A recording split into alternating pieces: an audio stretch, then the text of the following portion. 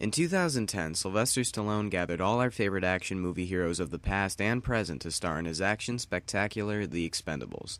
It was a monster hit at the box office, and for a good month or so, you couldn't turn on the television or listen to the radio without hearing all about The Expendables. Immediately after the film's release, there was talk of a sequel, and Stallone started on it right away, promising us a film with more action and more of our favorite action movie stars, and Sly didn't disappoint. He managed to get Jean-Claude Van Damme and Chuck Norris on board. For the younger audience, he got Liam Hemsworth. And whether you're 50 or 15, you can't help but be excited that this time around, Arnold Schwarzenegger and Bruce Willis will have significant roles. So The Expendables 2 is shaping up to be what looks like a pretty good action flick. Critics who hated the first film are excited for the sequel, and action fans who loved the first are getting an extra treat with the second installment. For those of you who don't know where I stand on the first film, I might as well give my brief opinion. If you know me, you know I love Sylvester Stallone. However, I'd be lying if I said The Expendables was a perfect film, because it's not. I enjoyed it for its fantastic cast and outstanding action sequences.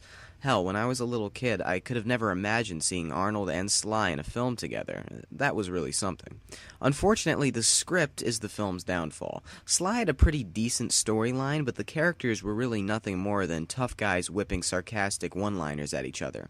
The highlight of the film, character-wise, is Mickey Rourke. In fact, he shares a scene with Sly that is very well written, probably the only very well written scene in the film. Overall, The Expendables wasn't perfect, but was it a disaster? By no means. It was a fun, cliché, 80s-style action film with our favorite action stars blowing shit up, and I enjoyed it. Now, before we get to the Expendables 2 video game, let's talk about Stallone movie-based games in general. Most of them are flat-out terrible, for obvious reasons. They're rushed projects only made for the purpose of promoting a film. Let's talk about a few Stallone games. We've got Rocky for the Sega, that was awful. We've got Cliffhanger for the SNES, awful. Judge Dredd for the SNES, again, awful. Demolition Man? It was decent, but nothing special. And you know what? Okay, neither was Rocky Legends.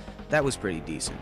I don't have time to review all these games, but point made, I have yet to play a really good Stallone movie-based video game.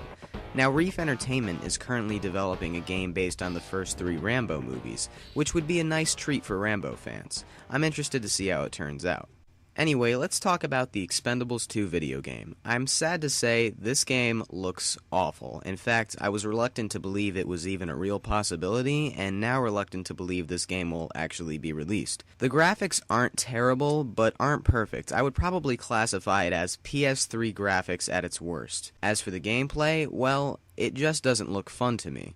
What we have here is a basic third-person cooperative shooter, which just seems boring. My vision for the Expendables 2 game would be something like Uncharted, an action-adventure game with cinematic qualities. Now that's what we need. Imagine playing as Stallone and Jason Statham kicking ass on the PS3 Nathan Drake style. Now that would really be something. Let's talk about the cutscene we have here. The script seems decent, but I'm very disappointed in Barney Ross's voice. The target is somewhere in this area. To get the juicy details, first, we're gonna pay a little house call on an old friend of mine. I don't know who they got to do the voice acting for this game, but by now, I think people in the entertainment field should know if you need an exact Stallone sound-alike, he's only one click away. Keep an open mind. Keep an open mind, watch the movie, enjoy it, and that's it. Oh well.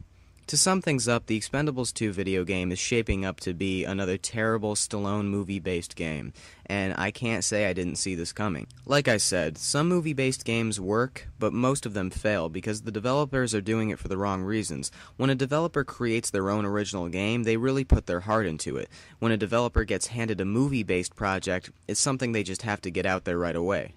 So that's all for now, guys. Post your comments below and give your thoughts. Does the Expendables 2 video game look good or bad? Would you buy it? Do most movie-based video games fail? And are you looking forward to Reef Entertainment's new Rambo game? I'll be looking forward to hearing from you. I'm Kevin Sabo, and stay tuned for more.